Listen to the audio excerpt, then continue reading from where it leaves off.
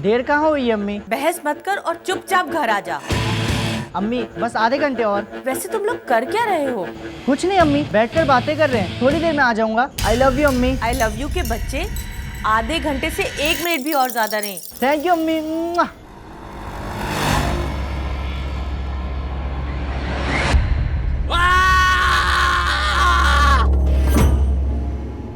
बचपन और जवानी के बीच का पड़ाव है कुमार अवस्था या टीनेज।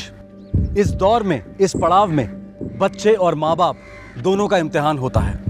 बच्चों को लगता है कि दुनिया उनके खिलाफ है, माँ बाप उन्हें समझते नहीं, और माँ बाप को लगता है कि बच्चे अभी कच्चे हैं, हर कदम पर गलतियां कर सकते हैं। जब एक टीनेजर अपने माता पिता से अपने दोस्तों और अपनी दिनचर्या को छुपाने लगे तो आप समझ लीजिए कि ये एक वार्निंग बेल है, एक दस्तक है कि आप जुर्म के ज्वालामुखी पर बैठे हैं। फरवरी 2010, मेरठ, उत्तर प्रदेश।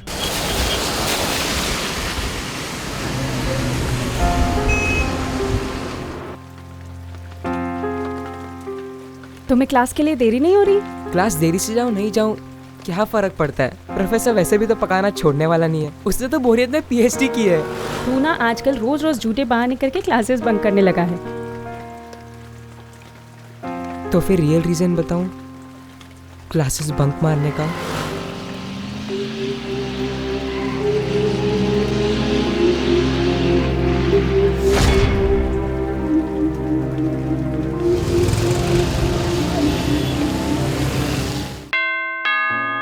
आ रही हूँ। अस्सलाम वालेकुम। वालेकुम सलाम। ग्रिल वाले से बात की? अरे यार, हमारी भूलने की आदत भी ना। हद कर दी आपने। मैंने आपको एसएमएस भी किया था, अब मैं आपसे कहूंगी ही नहीं। कल मैं खुद जाऊंगी, ग्रिल वाले को यहाँ लाऊंगी और अपना काम करवा लूंगी। सोहेल से क्यों नहीं कहती उसे लाने के लिए? आपका साहबजादा है, बहानों का तो भंडार है उसके पास। एक तो हाथ नहीं आता, जब देखो दोस्तों के साथ तफरी करता रहता है। तफरी करता है तो क्लास कब जाता है? ये सब आप उसी से पूछ लेना। अपनी माँ को तो अपनी मीठी बातों से चकमा देने में उस्ताद हो गया है हमारा सोहेल। अब्बू मेरा यकीन कीजिए, मैं एक भी क्लास मिस नहीं करता, और अभी तो पता नहीं कौन सी ट्रिप पर है। देखो सोहेल, तुम बच्चे नहीं हो बेटा, इसलिए खुल के कह रहा हूं तुमसे। मैं आज बैंक में मैनेजर हूं, तो ये पोजीशन कोई आसमान से नहीं टपकी बेटा। मैंने बहुत पापड़ बेले हैं इसके लिए। जानता हूँ अब्बू, इज्जत करता हूँ आपकी। तुम इंजीनियर बनना चाहते हो, तो तुम्हारी सारी जरूरतों को पूरा कर रहे हैं ना हम बेटा। बस तुम अपना फोकस सिर्फ पढ़ाई पे रखना। अब्बू ट्रस्ट कीजिए, मैं इंजीनियर ज़रूर बनूंगा और आपको मुझ पर फक्र होगा।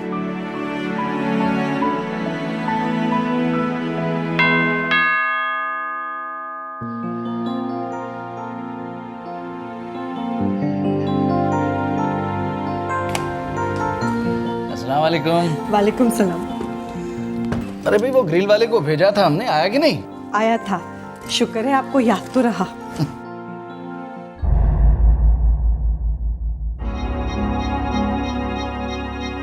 नजमा, 9 बज चुके हैं, सोहेल नहीं आया अभी तक। बस आता होगा। कह रहा था 7 बजे तक की क्लास है। The number you have dialed is currently switched off. Najma, आई। नजमा, सोहेल का फोन स्विच ऑफ आ रहा है। उसके किसी दोस्त का सेल नंबर है? नहीं, कभी जरूरत ही नहीं पड़ी। आपने क्लास में फोन किया? नहीं। नंबर है वहां का?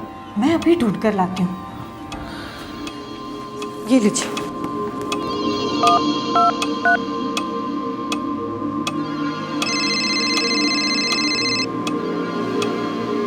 हेलो।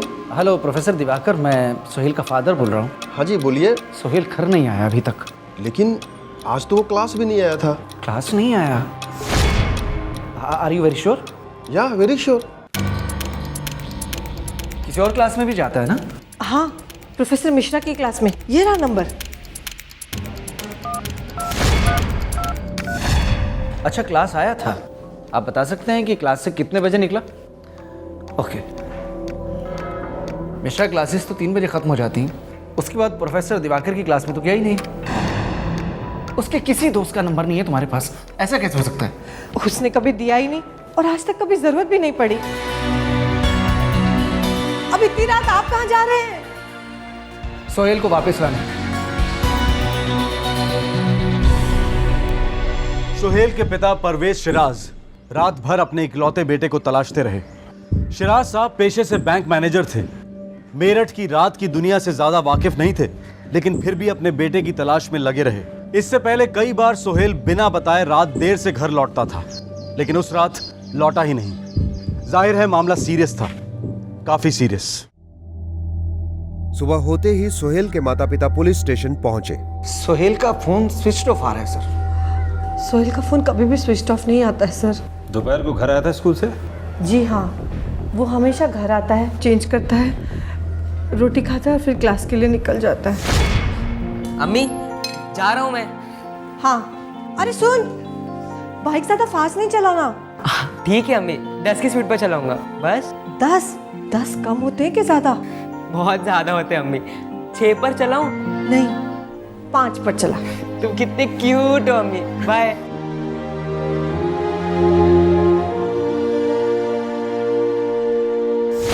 दोपहर की क्लास में गया था सर, लेकिन शाम की क्लास में गया ही नहीं सर। सुहेल की कोई खास सहेली है? I mean girlfriend? हमें नहीं लगता सर। कौन से स्कूल में पढ़ता है आपका लड़का? PL इंटरनेशनल, आनंदपुरी वाला। जी।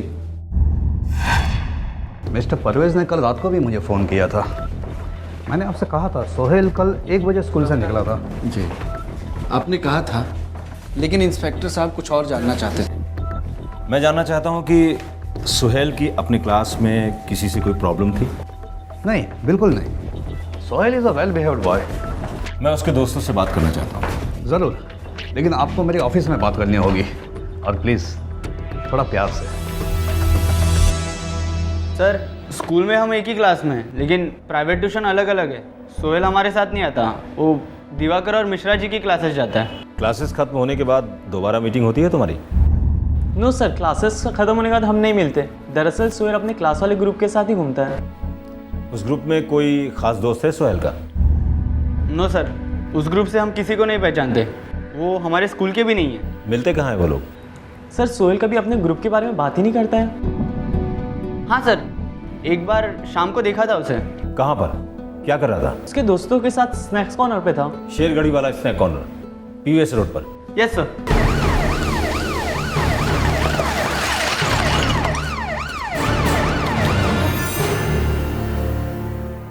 हाँ सर, ये लड़का आता है यहाँ पर, इनका ग्रुप है। हफ्ते में कितनी बार आता है? डेली आता है साहब, लेकिन सर कल इसके सिर्फ 2 दोस्त आए थे, ये नहीं आया था। इस ग्रुप के लड़कों के नाम जानते हैं आप? नाम तो पता नहीं साहब, लेकिन ये रोज़ 7:30 बजे के लगभग यहाँ पर आते हैं और 8:30 बजे के करीब तक यहाँ बैठे रहते हैं। सोहेल रोज 8:30 के आसपास ही घर लौटता है सर। मिस्टर परवेज, इस ग्रुप के लड़के क्या सुहेल की क्लास के हैं? हो सकते हैं सर, और नहीं भी। हम लोगों ने इस बात पे कभी गौर ही नहीं किया सर। देखिए, मैं श्योर तो नहीं बोल सकता, लेकिन सुहेल राजू से काफ़ी क्लोज लगता है। मैं राजू से मिल सकता हूँ? श्योर, बट इंस्पेक्टर साहब प्लीज़ बी जेंटल, स्टूडेंट है मेरा वो। सर, मैं सोहेल विवेक बहुत क्लोज हैं। स्नैक्स कॉर्नर जाते हो? हाँ, हम डेली जाते हैं, लेकिन कल सोहेल नहीं आया था। क्यों? पता नहीं सर। हम मिश्रा जी के क्लासेस में मिले थे, फिर हम दिवाकर सर के क्लासेस में मिलने वाले थे, और फिर स्नैक कॉर्नर में, लेकिन वो दिवाकर सर के क्लासेस में आया ही नहीं। अरे तेरे वो क्लास में वो लड़की है ना, हॉट है। तुझे तो ना हर लड़की हॉट लगती है। थोड़ा चिरविल मार यार, क्या हॉट वॉट करता रहता है साले। अगर वो मुझे एक भी हिंट देगी ना, मैं उसके लिए कुछ भी कर लूंगा। तू ना इस दुनिया का सबसे बड़ा पागल है।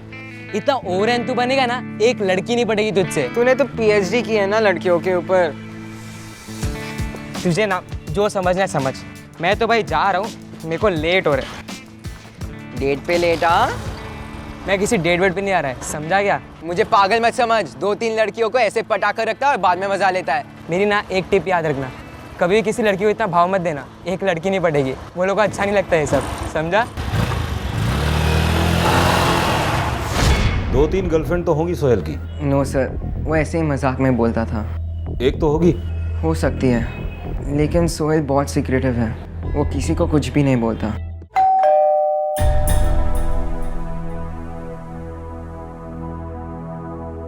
विवेक सिंह, मेरे मॉम एंड डैड कानपुर में रहते हैं, मैं यहाँ अकेला रहता हूँ। कल शाम को सुहेल से मिले थे? नो सर, नहीं मिला।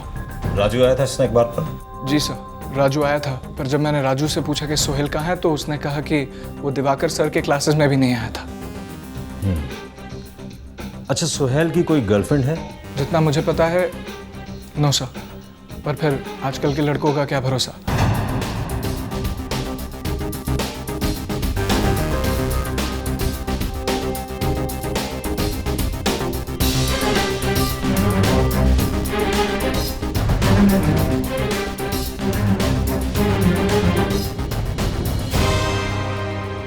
सोहेल का फ़ोन तो अभी स्विच ऑफ आ रहा है सर। मिस्टर परवेज, हम ये तय नहीं कर पा रहे हैं कि ये केस मिसिंग का है या किडनैपिंग का। मिसिंग क्यों होगा सर? और मेरे सोहेल को कोई किडनैप क्यों करेगा सर? यही सवाल तो मैं आपसे करना चाहता हूँ मिस्टर परवेज। क्या आपकी किसी से कोई दुश्मनी है या फिर आपसे कोई बदला लेना चाहता है? मैंने जिंदगी में किसी को डांटा तक नहीं है सर, दुश्मनी क्या होगी मेरी? सोहेल को गायब हुए 2 दिन बीत चुके थे। पुलिस के पास एक भी सुराग नहीं था। कहीं से सोहेल के बारे में कोई खबर नहीं आ रही थी। आखिरकार एक खबर आई। यह खबर एसएमएस के रूप में थी और इस एसएमएस को भेजने वाला खुद सोहेल था, और शायद नहीं भी।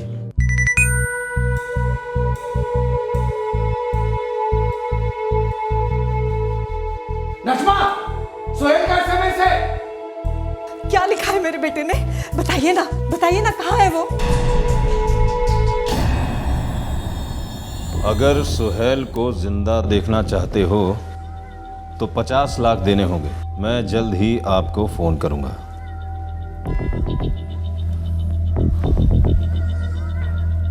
मुझे पहले से डाउट था मिस्टर परवेज, ये टिपिकल किडनैपिंग का केस लग रहा है। मेरी किसी से कोई दुश्मनी नहीं है। किसी को आपके पैसों से प्यार है मिस्टर परवेज। सर, सोहेल का फोन अब भी स्विच ऑफ। सिर्फ मैसेज भेजने के लिए स्विच ऑन किया होगा, फिर स्विच ऑफ। कोई बात नहीं, सेल फोन की लोकेशन ट्रेस करो, अब इस केस का खाता खुलेगा।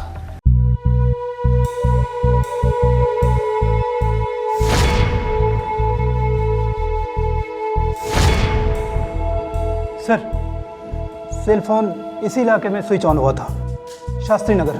मैं शास्त्री नगर में रहता हूँ। सर, मुझे सच में नहीं पता सोहेल कहाँ है, मुझे कुछ नहीं पता सर। सुहेल के सभी दोस्तों में सिर्फ तुम शास्त्री नगर में रहते हो, और फिरौती का मैसेज शास्त्री नगर से ही आया था। इसमें मेरी कोई गलती नहीं है कि मैं शास्त्री नगर में रहता हूँ। मैंने उसके साथ आखिरी बार मिश्रा जी के क्लासेस में बात की थी। राजू, सुहेल के बारे में तुम्हें कुछ ना कुछ तो पता होगा जो उसके माँ बाप को नहीं पता। सॉरी सर, मुझे कुछ भी नहीं पता सर। अभी बोलोगे या? अगर अभी बोलोगे तो बच जाओगे, और अगर हमने पता लगाया कि तुम्हें पता था तो उसके बाद पता नहीं कि तुम्हारे साथ क्या होने वाला है। सोचे? सर, मैं आपसे झूठ नहीं बोल रहा सर, मैं सब सच बोल रहा हूँ sir. I don't know anything sir, please sir, मैं कुछ नहीं किया सर। सोहेल का दोस्त राजू काफी डिस्टर्ब था, फिर भी पुलिस ने उससे लंबी पूछताछ की।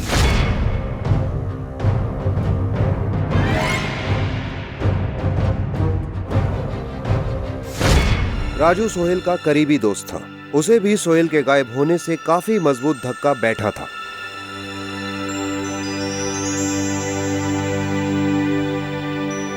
आखिरकार राजू से सहा नहीं गया। एक बात थी जो उससे बोली नहीं जा रही थी, उसने वो बात लिखकर बयान की।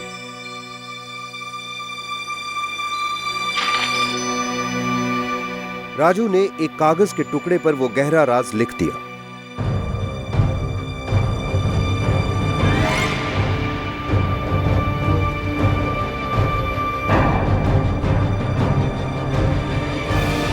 पर उसके लिखे हुए खत ने इस केस को सर के बल उलट दिया। प्यारे मम्मी पापा, मुझे माफ कर देना। मैं आप लोगों को ऐसे छोड़कर जा रहा हूं, पर मेरे पास कोई रास्ता नहीं बचा था। मुझे पता था कि एक ना एक दिन पुलिस को सब पता चल जाएगा।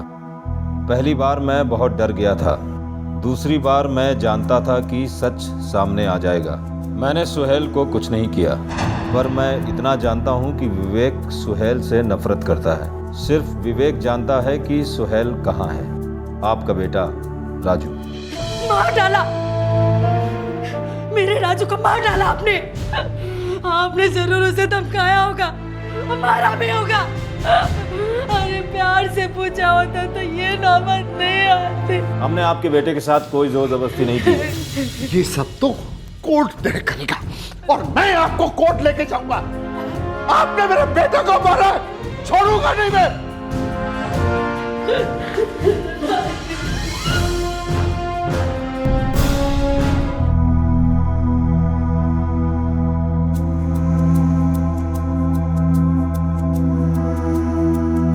कहाँ जा रही हो श्रुति?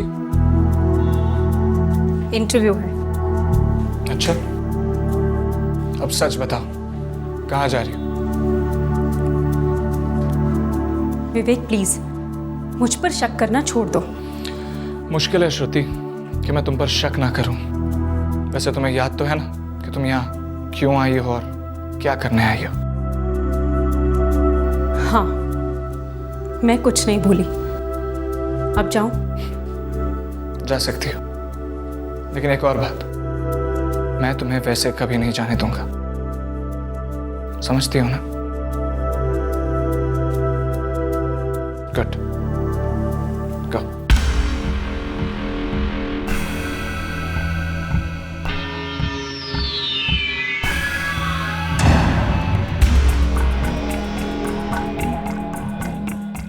क्या प्रॉब्लम है सर? प्रॉब्लम है मिस्टर विवेक,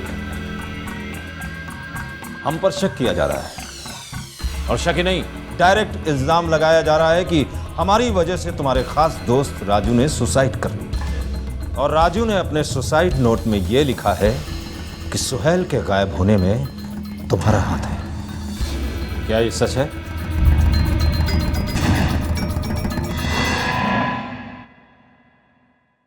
राजू झूठ बोल रहा था। उस दोपहर सोहेल के साथ राजू भी आया था वहां। कहाँ? मेरे घर।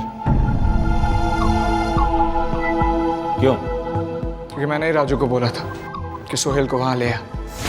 यार विवेक छोड़ ना यार, ये सब तो क्यों कर रहा है? क्योंकि उस कमीने को बहुत चर्बी चढ़ी है, इसलिए। लेकिन कुछ नहीं। साले तू मेरा दोस्त है कि नहीं? बस खत्म। तो फिर जो मैं कहता हूं तू वो करता जा। तू सोहेल को बोल तुम दोनों मिलकर मुझे बर्थडे पे सरप्राइज कर रहे हो, और उसे बोल दारू वारू पियेंगे, उसे किसी भी तरह मनाकर यहाँ पर लेकर आ। समझा? क्या बात कर रहा है यार? मुझे तो पता ही नहीं आज विवेक का बर्थडे है। अरे मुझे भी कहाँ पता था, मैंने वो फेसबुक देखा ना, उसके लिए सब आया। साला बड़ा छुपा रुस्तम निकला विवेक। उसके लिए आज हम उसको एक सरप्राइज पार्टी देते हैं, ठीक है? हाँ, चल निकलते हैं। चल। Cheers! यार विवेक, सिर्फ ड्रिंक से काम नहीं चलेगा यार, थोड़ा डांस हो जाए। यही नाचेगा आपस में? छमियाओं के साथ नाचोगे, मुजरा चलोगे? क्या बात कर रहा है यार? लेकिन एंट्री कैसे मिलेगी? तुझे आम खाने के पेड़ गिनने, बागीचे का माली तो मैं ही हूँ। मुझे एंट्री नहीं देंगे तो सालों की हालत नहीं खराब हो जाएगी। चलो बॉटम्स अप करो। चीयर्स। राजू और सोहेल नाबालिग थे। उनकी दोस्ती विवेक से थी, जो उनसे उम्र में काफी बड़ा था। विवेक की संगत ने उन दोनों को बिगाड़ दिया था। पेरेंट्स और बच्चों के बीच कम्युनिकेशन ना होने के कारण माँ बाप बिल्कुल अंधेरे में थे, और इस अंधेर नगरी में बच्चे अय्याशी की पायदान चढ़ने लगे थे। यार विवेक, पता नहीं, कुछ अजीब सा लग रहा है। क्या हो रहा है बे? पता नहीं, चक्कर आ रहा है यार। कोई बात नहीं, बॉटम सब के बाद ऐसा ही होता है।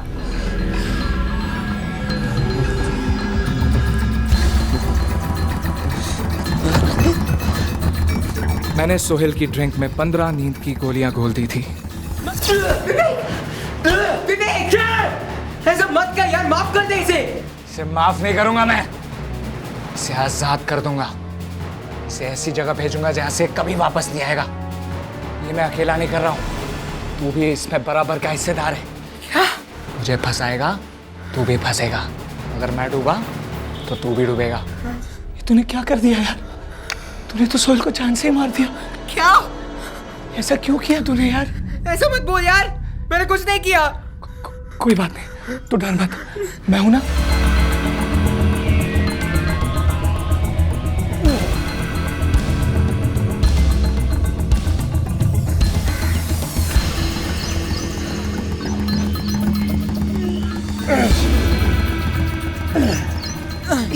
हस्तिनापुर की गंगा नहर में लाश को फेंक दिया गया।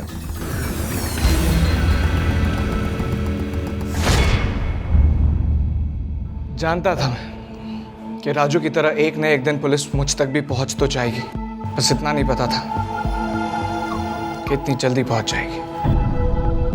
सोहेल के मोबाइल से एसएमएस तुमने भेजा था? राजू। विवेक मैं ये नहीं कर सकता, मैं मैसेज नहीं भेज सकता यार। तूने पुलिस के सामने मेरा नाम उगाल दिया है। अभी तू नंगा करके ऐसा टॉर्चर करेगी ना कि तू सारा सच मूत देगा। मैं इसमें इन्वॉल्व नहीं हूँ। तू इसमें पूरी तरह से इन्वॉल्व है, हर चीज में तू मेरा साथीदार रहा है। अरे विवेक मैं कुछ नहीं करूँगा, मैं उन लोगों को कुछ भी नहीं बैठाऊंगा। तुझे तो बचाने के लिए कर रहा हूँ ना ये सब। मैं फंसूंगा तू भी फंसेगा, ये बात मत भूल। हम दोनों ने साथ में किया है जो भी किया, इसलिए बोल रहा हूँ चुपचाप मैसेज कर।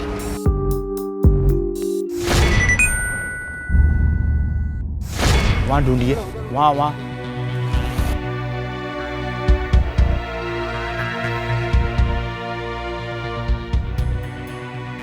सर बॉडी मिल गई है।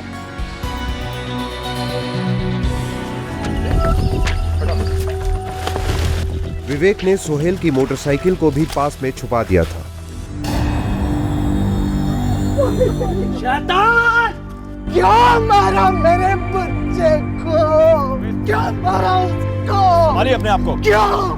मैंने आपके बेटे को समझाया था, बहुत प्यार से समझाया था, पर वो समझा नहीं सर। उसमें बहुत गुरूर आ गया था, बड़ी चर्बी चढ़ गई थी आपके बेटे को, तो मैंने उतार दी।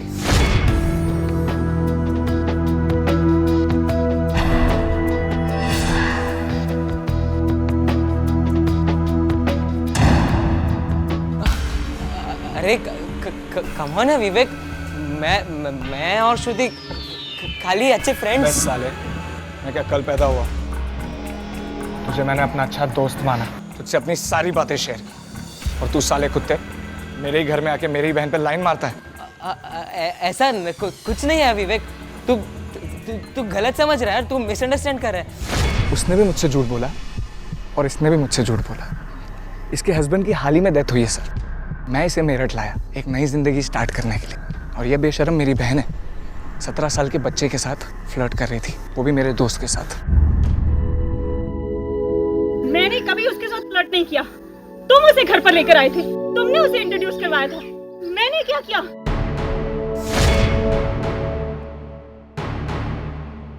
श्रुति और सोहेल सिर्फ दोस्त नहीं थे, मुझे सब पता था। मेरा गुस्सा बढ़ता जा रहा था क्योंकि दोनों मुझसे झूठ बोल रहे थे। मुझे बुद्धू समझा है क्या? इन दोनों को साथ देखकर ना सर मेरा पारा चढ़ जाता था। दोनों को समझाने के बावजूद कोई समझ ही नहीं रहा सर। फिर मैंने कुछ समझ लिया कि इनको सीख देनी पड़ेगी। दे दी सर। ले जाओ इसे।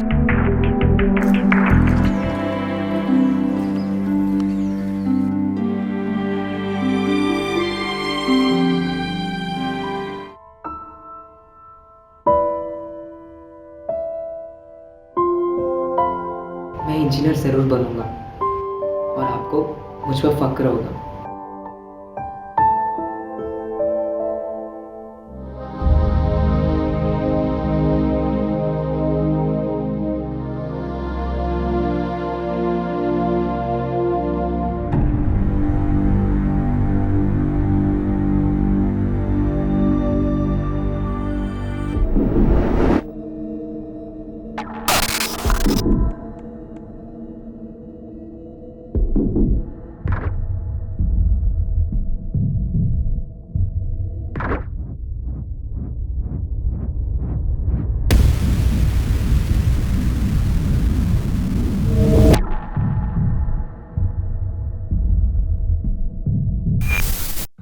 दो प्रेमियों के बीच गुजरे पल बहुत निजी होते हैं, पर अफसोस हर रिश्ता ऐसा नहीं होता।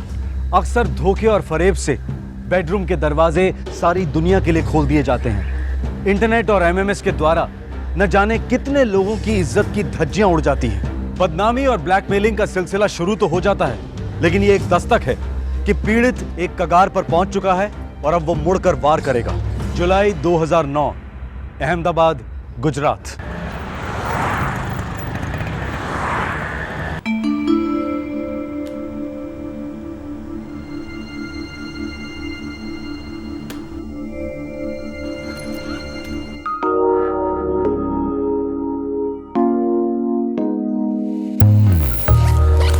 આવું છું માં, આવું છું બાબા। विशाल શું આવું છું? नाश्ता નથી કરવાનું? माँ आप नाश्ता कर सकता हूँ या मीटिंग कर सकता हूँ? बहुत ज़रूरी मीटिंग है, फिर मिलता हूँ। अरे विशाल, इतवार को अपने आप को फ्री रखना। दिव्या के माता पिता आ रहे हैं आनंद से। माँ बाबा ये शादी होना भी ज़रूरी है क्या? जरूरी है, बिल्कुल जरूरी है। तुम अब 26 साल के हो गए हो। और दिव्या अच्छी लड़की है, तुम दोनों की जोड़ी खूब जमेगी। और हाँ, जल्दी से फिर हमें अपने पोता पोती के बाबा मैं भी शादी नहीं करना चाहता हूँ, मुझे भी जीना है। लेकिन बेटा अब आपने कुछ कहा ना तो घर छोड़ के चला जाऊंगा मैं। विशाल शाम को मिलता हूँ, वहाँ जरूरी मीटिंग है। कैसी बातें करता है, क्या हो गया इसे? पागल है बिल्कुल। समझ में नहीं आता इसका क्या करें।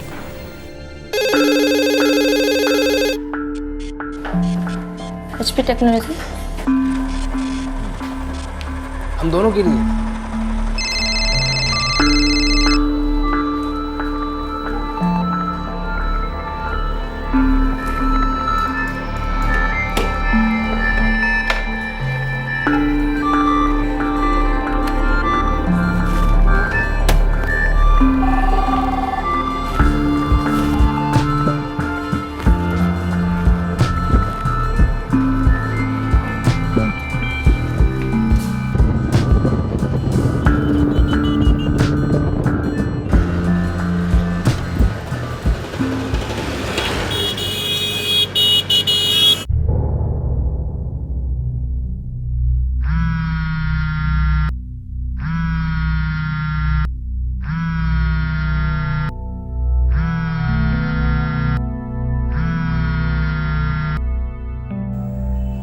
फोन भी नहीं उठा रहा।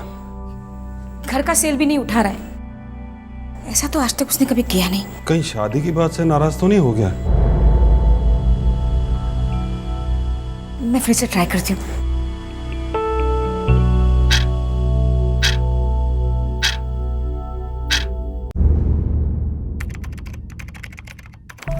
देखिए गुस्से में कहीं चला वला गया होगा, कल सुबह तक आ जाएगा। कोई 15-16 साल का लड़का नहीं है मेरा विशाल, और जब वो 15-16 साल का था तब भी उसने ऐसा कुछ नहीं किया था।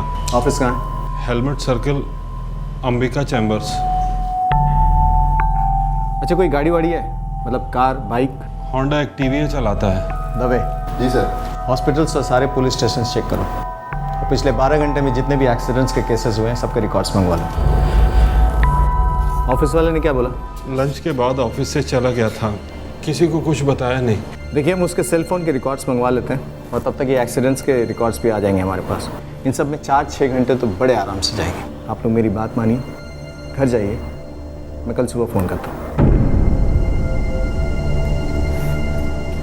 26 वर्षीय विशाल पांचाल अहमदाबाद शहर का रहने वाला था और एक अच्छी कंपनी में टेक्निकल इंजीनियर की नौकरी कर रहा था। और फिर एक दिन 19 जुलाई 2009 को विशाल घर नहीं लौटा। वो रात उसके माता पिता के लिए सबसे लंबी और मुश्किल रात थी। डर और उम्मीद दोनों उनके दिलो दिमाग को घेरे हुए थे। सुबह हो गई, सूरज निकल आया, लेकिन विशाल अब तक घर नहीं आया था और ना ही उसकी कोई खबर आई। मामला अब काफी गंभीर हो गया था।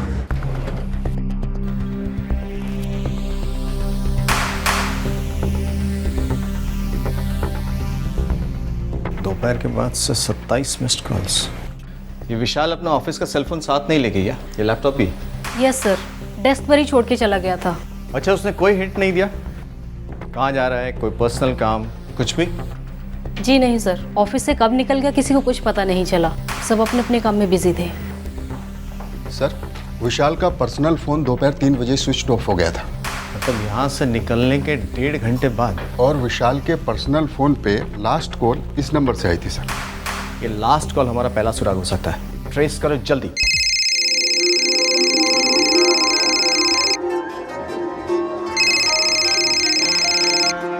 हेलो, मैं यूनिवर्सिटी पुलिस स्टेशन से बोल रहा हूँ। ये किसका नंबर है? जी मेरा है, मनीषा शाह। आप विशाल पांचाल को जानती हैं? हाँ ऑफ कोर्स जानती हूँ, मेरा बहुत अच्छा दोस्त है। सब ठीक तो है ना? जी मेरी कल विशाल से बात हुई थी। कितने बजे? यही कुछ 1 या 2 के बीच। 1:30 पे, टू बी मोर प्रिसाइज। ये विशाल के पर्सनल फोन पे रिसीव किया गया लास्ट कॉल था। लास्ट कॉल मतलब? सर विशाल ठीक तो है ना? पता नहीं, बस फिलहाल है नहीं, गायब है। Oh my God. कब से जानती हैं उसे? कई सालों से, लगभग 9-10 सालों से। कॉलेज से? जी नहीं, मेरे एक अंकल हैं, विशाल उनका पड़ोसी था। मैं जब भी वहाँ जाती थी तो उससे बात होती थी। विशाल कंप्यूटर्स में बहुत ब्राइट है, उसने मेरी कई बार मदद की है। कंप्यूटर्स में? जी। विशाल की सगाई तय हो गई थी। जानती हूँ। ना खुश था इस रिश्ते से? वो भी जानती हूँ। आप भी ना खुश थी? क्या मतलब? आप दोनों का अफेयर था? What nonsense? सेंस।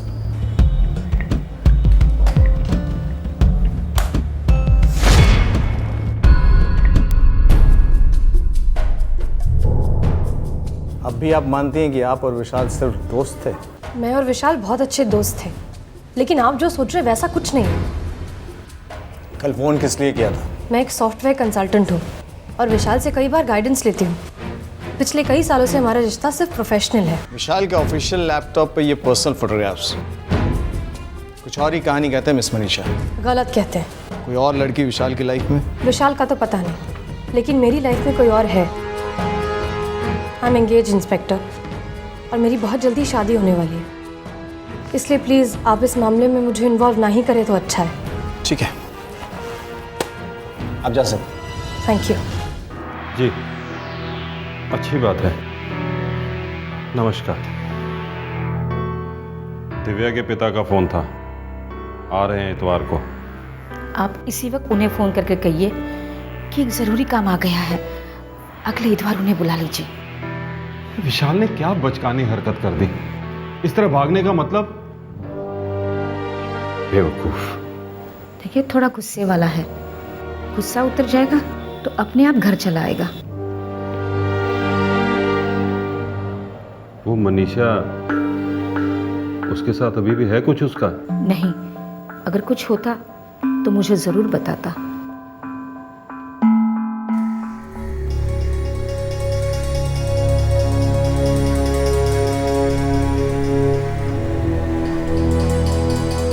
कौन यार, ऐसे चेहरा मत लटकाओ। इतना टेंशन लेने की कोई ज़रूरत नहीं। मैं टेंशन नहीं ले रही हूँ, मैं बस थोड़ी सी परेशान। तुमने पुलिस को सब कुछ साफ साफ बता दिया ना, अब कैसी परेशानी? मैंने कुछ साफ साफ नहीं बताया। मैंने उनसे ये कहा कि मैं और विशाल सिर्फ दोस्त थे। हाँ तो वही सच है ना। विशाल और तुम्हारे बीच पहले जो कुछ भी था वो अब कोई मायने नहीं रखता। विशाल पास्ट है, मैं प्रेजेंट और फ्यूचर भी मैं ही रहूंगा, है ना? Of course.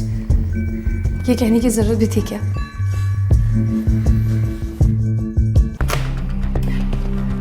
सर, सारे पुलिस स्टेशन हॉस्पिटल्स चेक किए, सिटी के बाहर भी चेक किया, विशाल की कोई खबर नहीं, ना ही उसके स्कूटर का कुछ पता चला। ये मनीषा की कोई खबर? लड़की ने पूरा सच नहीं बोला सर। अफेयर था ना दोनों के बीच? मजबूत अफेयर था सर, 3 साल पहले ही ब्रेकअप हुआ। कोई दूसरी लड़की? नहीं सर, दूसरा लड़का सूरज मनीषा के ऑफिस में ही काम करता है, यहीं अहमदाबाद का लड़का है, कोई रिकॉर्ड नहीं। ये लड़की कहाँ की है? माँ बाप बड़ौदा के हैं, लड़की यहाँ अकेली रहती है, सुंदर अपार्टमेंट 16 रोड। विशाल की कोई नई गर्लफ्रेंड? मतलब शादी से बचने के लिए भाग गया? नहीं सर, अगर गर्लफ्रेंड होती तो किसी ना किसी ने देखा होता या सुना होता, और अगर होती भी तो उसकी भी मिसिंग कंप्लेंट फाइल होती सर। और ऐसी किसी लड़की की मिसिंग कंप्लेंट फाइल नहीं है सर। दवे, ये अपना हीरो है ना विशाल, ये मिसिंग नहीं है। क्या मतलब सर?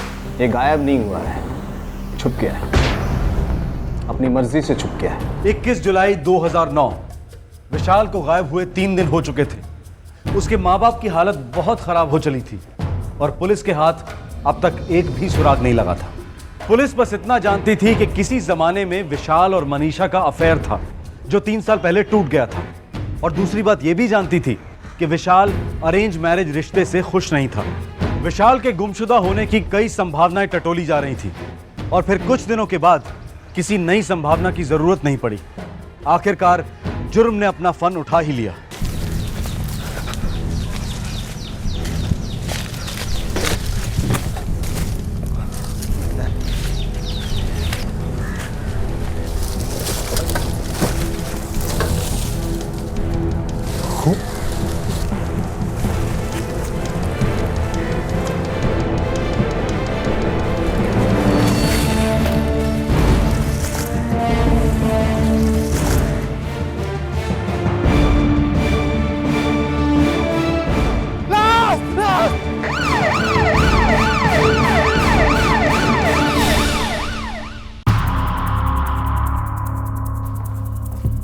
सर, एसजी हाईवे के पास तारापुर गांव में एक लाश मिली है, आधी जली है। साथ में स्कूटर है? Honda Activa.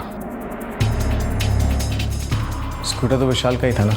Yes sir. By the way, scooter पे जो खून के निशान मिले हैं वो इस बॉडी के खून के साथ मैच नहीं करते। मतलब झड़प हुई है, कातिलों का भी खून बहा है। May be. पोस्टमार्टम और ब्लड रिपोर्ट आपको परसों तक मिल जाएंगे इंस्पेक्टर। दवे। जी सर। विशाल के फादर को फ़ोन करो, शनाख्त के लिए बुला। ठीक है सर।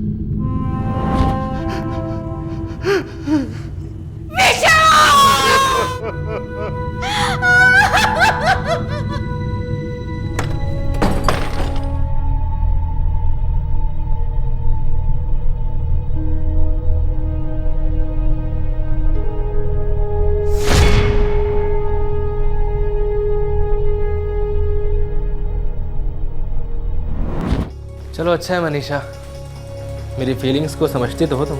विशाल, मेरे पास कोई चॉइस भी तो नहीं है कोई चॉइस? चॉइस तो है मनीषा, तुम जानती हो। सब ठीक हो जाएगा मनीषा, हम दोनों के लिए, हमारे लिए। ठीक है, अगर तुम कह रहे हो तो। मनीषा यार, इट्स ओवर। विशाल अब नहीं रहा, खत्म हो गया बुरा सपना। बुरे सपने खत्म नहीं होते सूरज, बार बार लौट आते हैं, डराने, याद दिलाने।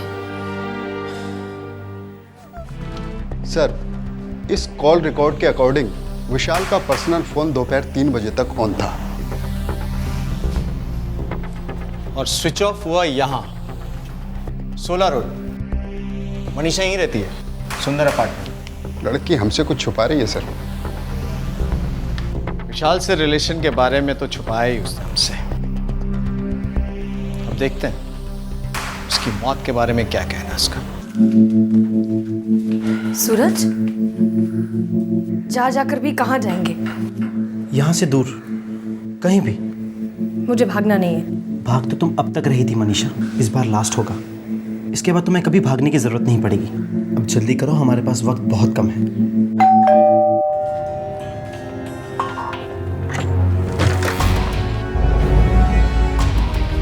मनीषा कहाँ है?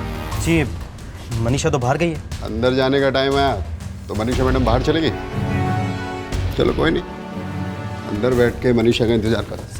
सर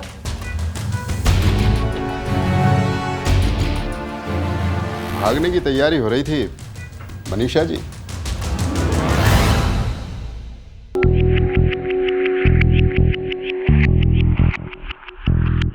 सूखे खून के धब्बे मिले हैं विशाल के स्कूटर पे। अगर उस खून से आप दोनों का खून मैच हो गया तो आप दोनों पर खून का इल्जाम रहेगा।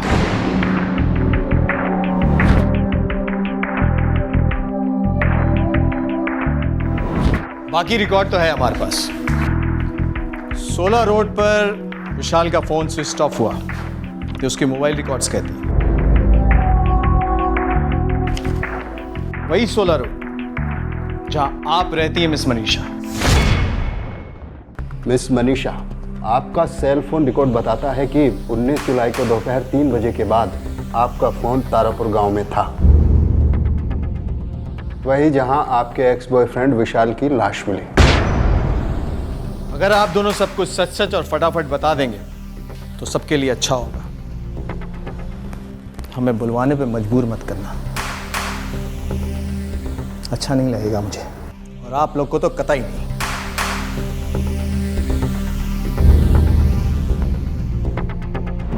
विशाल, मेरे पास कोई चॉइस भी तो नहीं है कोई चॉइस? चॉइस तो है मनीषा, तुम जानती हो।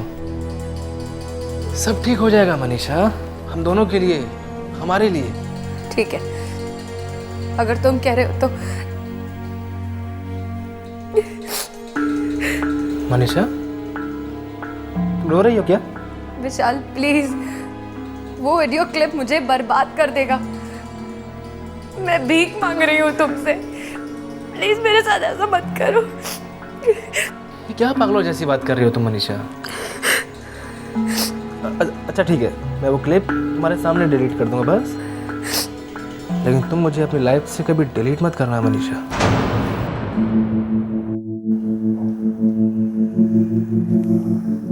वीडियो क्लिप क्या था ये? सेल फोन से लिया गया MMS।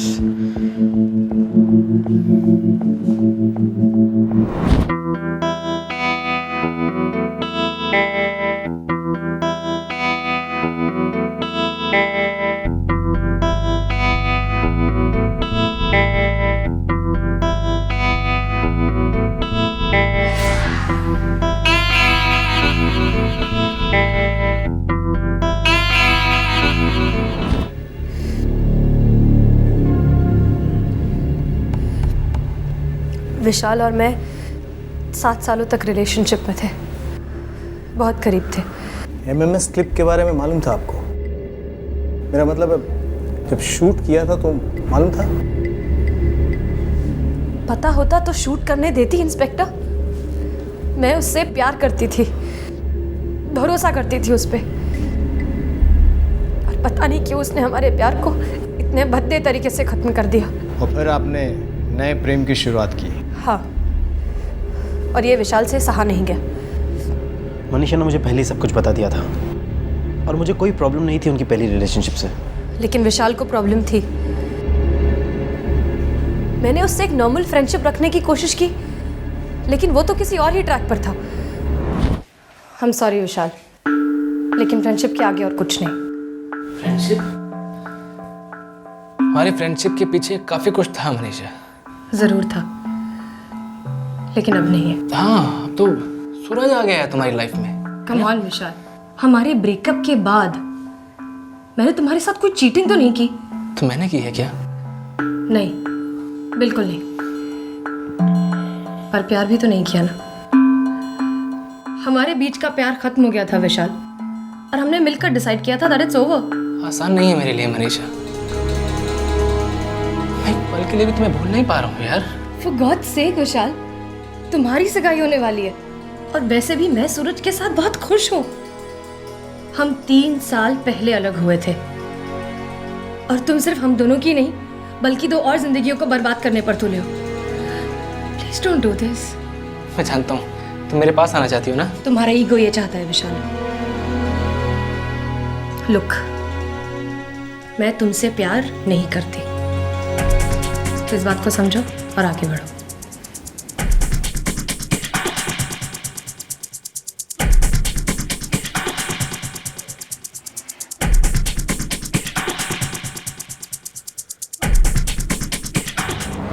बस फिर उसने ब्लैकमेल करना शुरू कर दिया। हर दूसरे दिन धमकी देता, कहता कि मेरे माँ बाप को दिखा देगा, फिर कहता कि सूरज को दिखा देगा। उसने वो एमएमएस आपको भेजा? नहीं, एक बार घर पर बुलाकर दिखाया था, उसके पेन ड्राइव पर था। मैं इस ब्लैकमेलिंग से तंग आ चुकी थी, मुझसे और सहा नहीं जा रहा था। और फिर एक दिन मैंने सूरज को सब कुछ सच सच बता दिया। मैंने विशाल से भी बात की, उसे बहुत समझाने की कोशिश की, पर वो नहीं माना। देखना चाहोगे? अभी दिखाऊं? Shut up. चाहते क्या हो तुम? बस मनीषा, वो मेरी होने वाली बीवी है। ए सूरज, सपने में भी ऐसी बात मत सोचना। बहुत पुरानी प्रेम कहानी है मेरी और उसकी। तू जानता क्या अभी हमारे बारे में? बस बीच में हड्डी की तरह टपक पड़ा है। एक बार उसकी लाइफ से निकल के दिखा दे, फिर देख अपने आप मेरे पास आएगी वो। विशाल, वो तुमसे कोई प्यार नहीं करती। क्लिप देखोगे तब समझ में आएगा कितना प्यार करती है वो मुझसे। देख, वो मेरी थी, मेरी है, मेरी मोहर लगी है उस पर। मेरा जीना मुश्किल कर दिया था उसने। इतना स्ट्रेस, इतना टेंशन। मुझसे मनीषा की हालत देखी नहीं जा रही थी।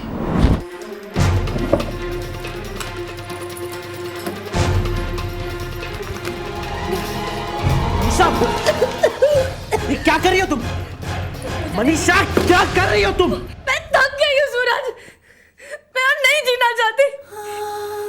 विशाल, ब्लैकमेलिंग, मैं हर चीज से थक गई हूँ।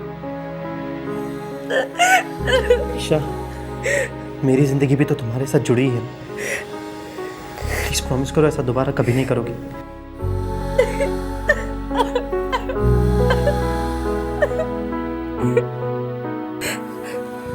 सूरज, विशाल वो वीडियो इंटरनेट पर डाल देगा, फिर तो सब देख लेंगे और मैं किसी को मुंह दिखाने के लायक नहीं बचूंगी। मेरे मम्मी पापा तो मर जाएंगे सूरज। उस पे भरोसा करो मनीषा, आई प्रॉमिस मैं तुम पे आज भी नहीं आने दूंगा।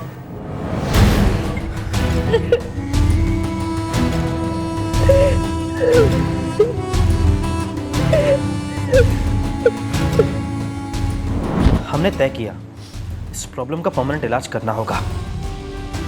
मैंने उस दिन दोपहर में विशाल को फोन किया और उससे कहा कि मैं सूरज को छोड़ने के लिए तैयार हूं। हम दोनों मनीषा के घर उसका इंतजार कर रहे थे और सोच के रखा था, आर्या पार। मनीषा, मेरा हाथ दोबारा थाम लो मनीषा, वादा करता हूँ बर्बाद कर दूंगा इसे।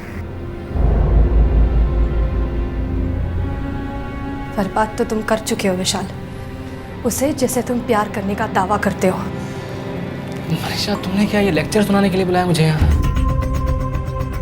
लेक्चर्स का टाइम खत्म हुआ कमीने।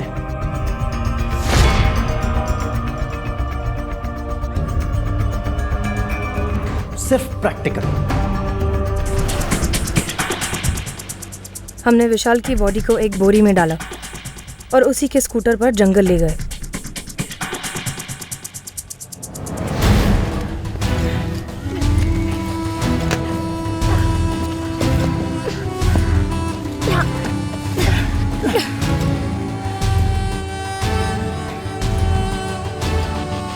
हमने तारापुर गांव के पास जंगल में स्कूटर को फेंक दिया और साथ में विशाल की लाश को भी।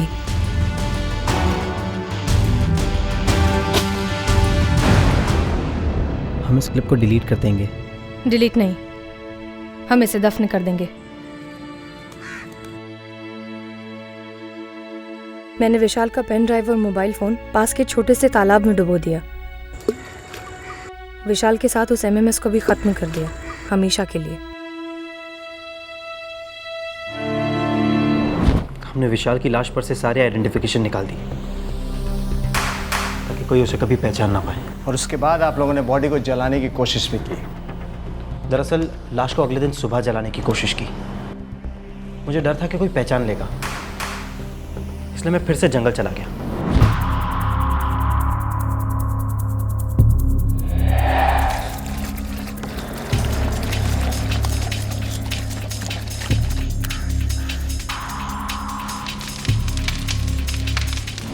मैंने बॉडी जला तो दी, लेकिन बारिश ने सारा प्लान चौपट कर दिया। हमने लाश को तो पहचान ही लिया और अब कातिलों को भी। मुझे पता था कि हम कभी ना कभी ज़रूर पकड़े जाएंगे, लेकिन मैं उस एमएमएस क्लिप को बाहर आने से रोकना चाहती थी। मेरी, सूरज की, मेरी फैमिली की, सबकी इज्जत का सवाल था सर। कानून सिर्फ सबूत मांगता है मिस मनीषा, और कानून को दिखाने के लिए वो एमएमएस आपके पास है ही नहीं। मैं वो एमएमएस अपने पास कैसे रख सकती थी इंस्पेक्टर? मेरे पास विशाल को मारकर उस एमएमएस को डुबो देने के अलावा कोई चारा ही नहीं था। आपके पास चारा था, आप पुलिस के पास आती, अपने पेरेंट्स को कॉन्फिडेंस में लेके अगर उन्हें ये बात कहती तो बात यहां तक नहीं पहुंचती। और अब देखो कहां पहुंच गए तुम दोनों। लेके जाओ इन दोनों को।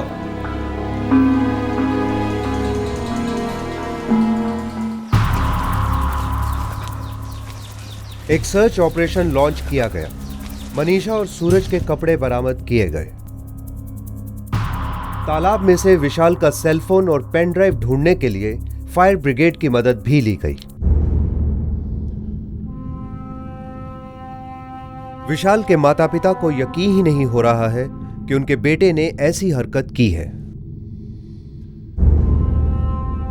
सूरज और मनीषा के बीच अब विशाल तो नहीं है, पर उनके बीच जेल की मजबूत दीवार है। अब कानून ही तय करेगा कि यह दीवार कब तक बनी रहेगी। मनीषा शर्म से चूर चूर हो चुकी थी, लेकिन कम से कम सूरज शांति और समझदारी से काम ले सकता था। सभी भावनाओं में बह गए और बहा ढेर सारा खून। इस केस में विशाल और मनीषा के रिश्ते का अधूरा अंत पहली दस्तक थी, ब्लैकमेलिंग दूसरी दस्तक और सूरज को पता चलना तीसरी। पर तीनों दस्तक बहरे कानों पर पड़ी। गुस्से और जलन से अंधे 3 युवाओं ने 3 परिवारों को बुरी तरह घायल कर दिया और समाज को हक्का बक्का। हर जुर्म दस्तक देता है, ध्यान से सुनिएगा, जाने बच सकती हैं। फिर मिलेंगे, अपना ख्याल रखें, सुरक्षित रहें। जय हिंद। क्राइम पेट्रोल्स के और भी दिलचस्प कहानी देखने के लिए हमारे चैनल को सब्सक्राइब करें और बेल आइकॉन दबाना न भूलें।